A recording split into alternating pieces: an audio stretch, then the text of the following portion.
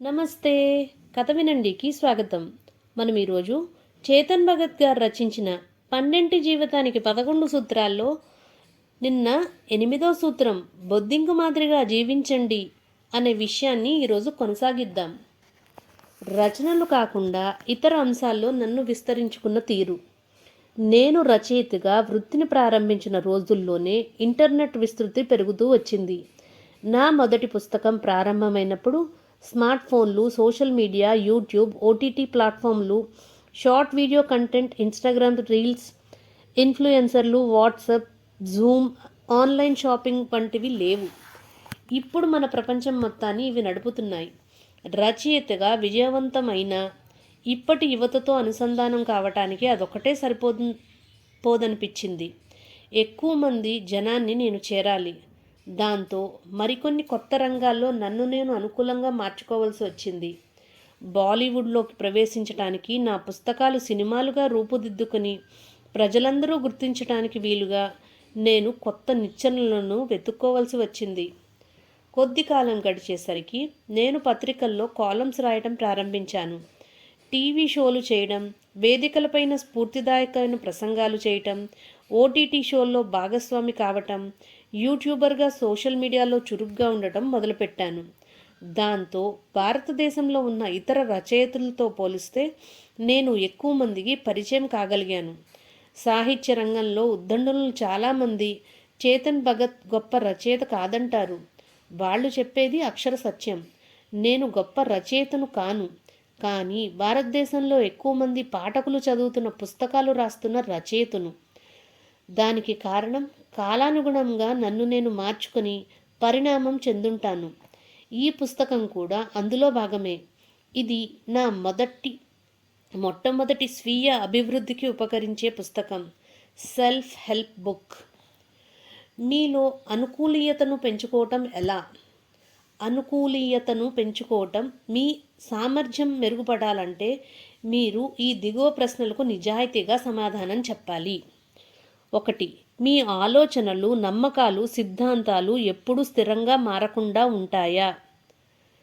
మీరు మీ చుట్టూ ఉన్న పరిస్థితులను మీకు పరిచయం ఉండేవిగా, సౌకర్యవంతంగా ఉండాలని ఆశిస్తున్నారా? మీ వైపు వాదన, మీ రాజకీయాలు, మీ వృత్తి జీవితం, మీ స్నేహితులు అంతా సరైనవేనని, ఇతరుల అభిప్రాయాలు తప్పనే భావనలో ఉంటారా? మీకు మారాలని తెలిసినా అది చాలా కష్టమైన విషయంగా భావిస్తున్నారా? పై ప్రశ్నల్లో ఎక్కువ వాటికి మీరు అవును అన్న సమాధానం ఇస్తే ఇరుక్కోపోయిన వాళ్ళ కింద లెక్క. మనలో చాలామంది ఇలాంటి వాళ్ళమే. మనకు నిశ్చితమైన ఆలోచనలు, అభిప్రాయాలు ఉన్నాయి. మన అలవాట్లు, ప్రవర్తన మార్చుకోవటం కష్టం. సాధారణంగా మన మెదడు మార్పును అంగీకరించదు. నాడీ మార్గాలు ఒక తీరుగా ఉంటాయి. అవి మార్పును అసౌకర్యంగా భావిస్తాయి. మెదడు వైరింగ్ విధానాన్ని మార్చి దాన్ని కొత్త పద్ధతిలోకి మలచడానికి కొద్దిగా శ్రమ అవుతుంది. మీరు ఒక ప్రవేశ పరీక్షకు వరుసగా 3 సార్లు హాజరై అనుకూలమైన ఫలితాలు సాధించాలంటే మీరు పునరాలోచన చెయ్యాలి. మీకు ఆ పరీక్ష తగినది అవునా కాదా అని ముందుగా పరిశీలించుకోవాలి. మీరు ఎవరి సాంగత్యాన్ని అయినా కోరుకుంటే, అవతల వ్యక్తి మిమ్మల్ని పట్టించుకోకపోతే వెంటనే మీరు మీలో అనుకూలీయతను ప్రదర్శించాలి. అతను లేదా ఆమె వెంటపడటం మానేసి కొత్త సంబంధాల వైపు మీ దృష్టిని మళ్లించాలి. మీ కస్టమర్లంతా మీ పోటీదారు వైపు మళ్ళుతుంటే అలా ఎందుకు జరుగుతోంది అనేది మీరు పరిశీలించాలి.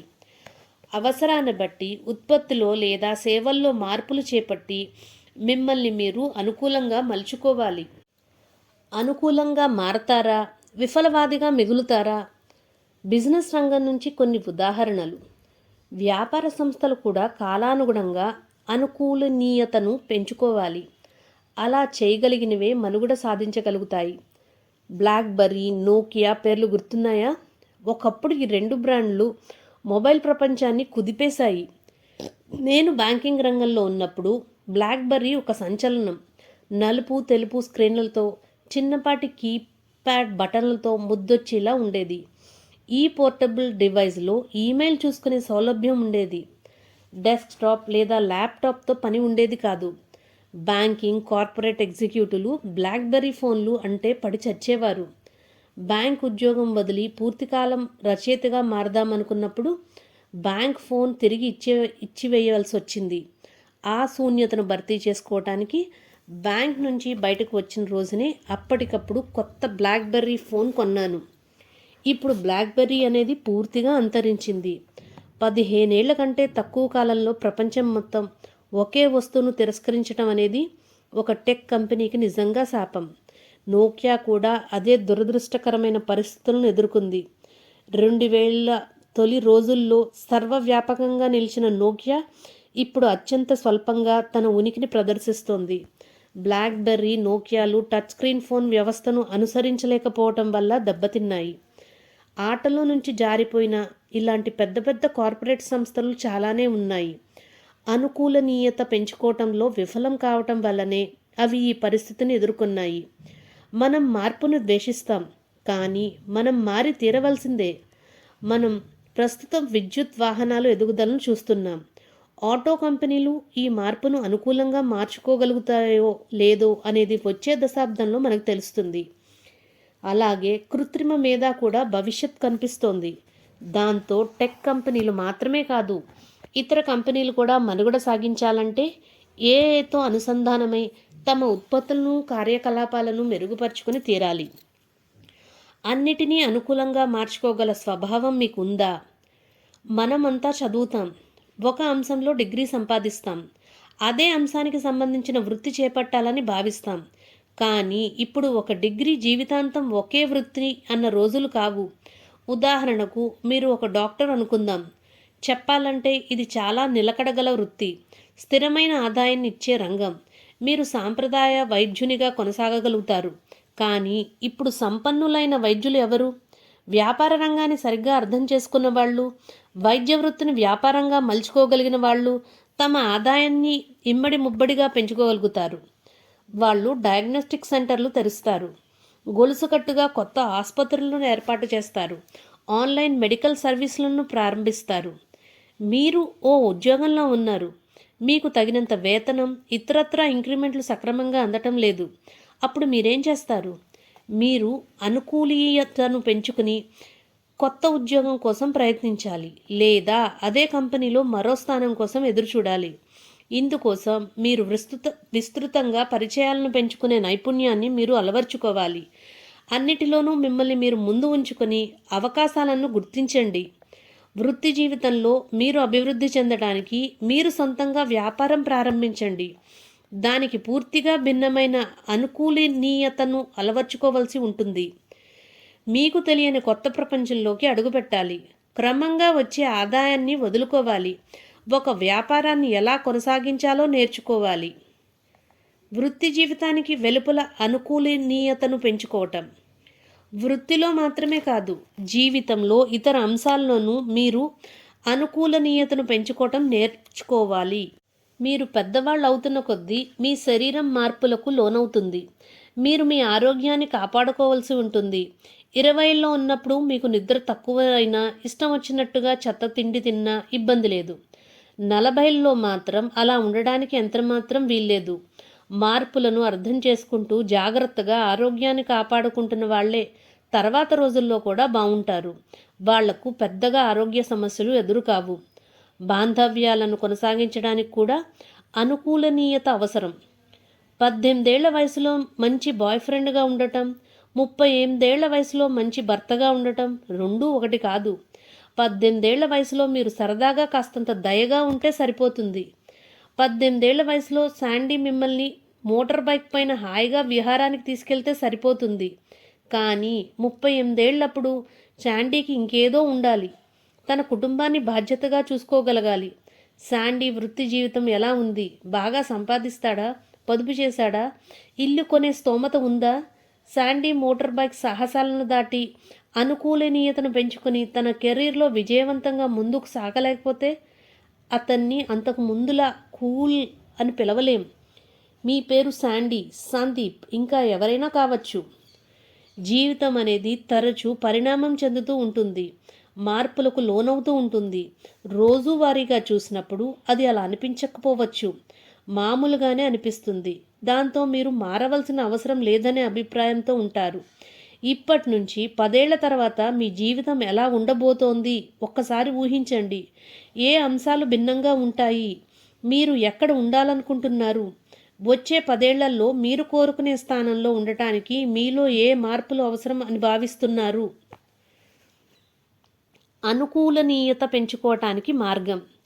అనుకూలనీయతలో మీ సామర్థ్యాన్ని పెంచుకోవటానికి వీలైనంత వరకు మార్పును ప్రేమగా హత్తుకోండి. నేను చాలామందిని గమనిస్తుంటాను. తినే ఆహారంలో కూడా వాళ్ళు చిన్న మార్పును కూడా అంగీకరించరు. నా మిత్రులు కొందరు ఎక్కడికి వెళ్ళినా భారతీయ రోటీ సబ్జీ కోసం చూస్తారు. విదేశాలకు వెళ్ళినా ఇండియన్ రెస్టారెంట్ కోసం వెతుకుతారు. ఇలా పట్టుదలగా ఉండటాన్ని గొప్ప విషయంగా వాళ్ళు భావిస్తారు. నేను ఇంతే బాస్, రోటీ దాల్ దహీ లేకుండా భోజనం చేయలేను అని చెప్తారు. ఆ అవసరం లేదు. మీరు దానికి అలవాటు పడిపోయారు. మారటానికి సిద్ధంగా లేరు. అందుకే భారతీయ రెస్టారెంట్ కోసం ప్యారిస్లో వెతుకుతున్నారు. కొంతమంది వ్యక్తులు బదిలీలంటే విముఖతగా ఉంటారు. అది వేరే నగరానికైనా కావచ్చు. భారతదేశంలో వివిధ ప్రాంతాలకి అంటే ఉత్తరాది నుంచి దక్షిణాదికి లేకపోతే అటు ఇటు ఎక్కడికైనా కావచ్చు. నేను మా సాంప్రదాయాన్ని, మా ప్రజలను, మా భాషను ప్రేమిస్తాను అని తమను తాము సమర్థించుకుంటారు. మీరు ఇలా వ్యవహరించటం వల్ల బాగా ఇరుక్కుపోతున్నారు. కఠినంగా తయారవుతున్నారు. బదిలీలను శిక్షగా చూడకండి. వాటిని హత్తుకోండి. దాన్ని సాహసంగా భావించండి. కంపెనీ మిమ్మల్ని వేరే శాఖలోకి మారుస్తోందా? మంచిదే, దాన్ని అంగీకరించండి. మీకు అక్కడ పరిచయం ఉన్నవాళ్ళు, స్నేహితులు లేరా? పర్వాలేదు, సర్దుకుపోండి. కొత్త స్నేహితులను సంపాదించుకోవడానికి ప్రయత్నించండి. పిల్లల స్కూల్ కూడా మార్చాలి. అయితే ఏముంది, వాళ్ళు కూడా నేర్చుకుంటారు. జీవితంలో యథాతథ పరిస్థితిని లేదా మార్పును రెండిట్లో ఏదో ఒకదాన్ని ఎంచుకోమని మిమ్మల్ని ఎవరైనా కోరితే మార్పు వైపు మొగ్గు చూపండి. కాలగమనంలో మార్పు మిమ్మల్ని భయపెట్టదు. చివరకు మీరు బొద్దింకల అనుకూలనీయతను అలవర్చుకోగలుగుతారు. మార్పును ఉల్లాసంగా స్వీకరిస్తారు. బొద్దింక మాదిరిగానే పరిస్థితులు మారుతున్నాయి. మంచిదే, రాని, నేను సర్దుకుంటాను అనేస్తారు. ఇందులో ప్రధాన అంశాలు: మీకు మార్పు అనేది నచ్చకపోవచ్చు, కానీ మార్పు అనేది ఒక్కటే శాశ్వతం. ప్రకృతిలో కానీ నిజ జీవితంలో కానీ అన్నిటినీ అనుకూలంగా మలుచుకుని అనుకూలనీయతను ప్రదర్శించగల జీవాలు లేదా వ్యక్తులు మాత్రమే మనుగడ సాధించగలుగుతారు. మార్పులను ఉల్లాసంగా స్వీకరించండి. దానిని చూసి భయపడకండి. దాన్ని సాహసంగా స్వీకరించండి. ఈ భూమి మీద అత్యంత అనుకూలనీయతను ప్రదర్శించే జీవి బొద్దింక. మిలియన్లు కొద్దీ సంవత్సరాలుగా బొద్దింక మనుగడ కొనసాగించగలుగుతోంది. అది ఏ వాతావరణంలోనైనా అది ఇమడగలదు. ఏ మార్పులకైనా తట్టుకొని నిలబడగలదు. మీ జీవితంలో వృత్తి, బాంధవ్యాలు, మీ ఆరోగ్య పరిస్థితులు, మీ పరిసరాలు అన్నీ మార్పులకు లోనవుతాయి. మీరు చేయవలసిందల్లా వాటిని గుర్తించడం, తదనుగుణంగా సర్దుకుపోవటం. నేను ఏం మార్చుకోవాలి అని విరాజ్ అడిగాడు. అంటే టొమాటో సూప్ బౌల్లో చెంచాను అటు ఇటు కదుపుతూ అడిగాను. నేను ఈరోజు సాధారణమైన లంచ్ ఆర్డర్ చేశాను. చిన్న సలాడ్, టమాటో సూప్, అంతే. 2 రోజుల క్రితం ఐస్ క్రీం లాగించానన్న బాధ నన్ను వదలలేదు. నేను బొద్దింక మాదిరిగా అనుకూలనీయతను పెంచుకుంటాను. ఇంతకీ ఏ విషయంలో నేను మారాలి అడిగాడు విరాజ్. అది నిర్ణయించుకోవాల్సింది నువ్వే. నిజాయితీగా నిన్ను నువ్వు ప్రశ్నించుకుంటే నీకే సమాధానం దొరుకుతుంది. ప్రపంచం వేగంగా మారుతోంది. నేను డెలివరీ బాయ్గానే మిగిలిపోవటం న్యాయం కాదు. అవును, ఇప్పటికే ఆలస్యం కాలేదు అన్నాను. అయినా డెలివరీ బాయ్గా ఉండటంలో తప్పు ఏం లేదు. కానీ ఇంతకంటే మెరుగ్గా ఉండాలని భావిస్తే నువ్వు అందుకు ప్రయత్నించవచ్చు. అవును, నేను అనుకూలనీయతను పెంచుకొని కొత్త వృత్తిలోకి మారాలి. ముందు చదువుకోవాలి, ఇంకో డిగ్రీ సాధించాలి, పనికొంచేది ఇంకేమైనా చెయ్యాలి. ఇక వెళ్తానన్నట్టుగా లేచాడు విరాజ్. సంతోషం, నువ్వు ఆలోచించడం మొదలుపెట్టావు. ఇక పైన నేను నా జీవితం గురించి ఆలోచిస్తాను. బొద్దింక ఏం చేస్తుందని ఆలోచిస్తాను. నీ కొత్త రోల్ మోడల్ అన్నమాట. అవును, అలాంటిదే. రేపు మనం ఏ అంశం గురించి మాట్లాడుకోబోతున్నాం? సంబంధాలు. అది 9వ సూత్రం. ప్రజలతో సంబంధాలను మెరుగుపరుచుకోవటం. దీనిని రేపు విందాం.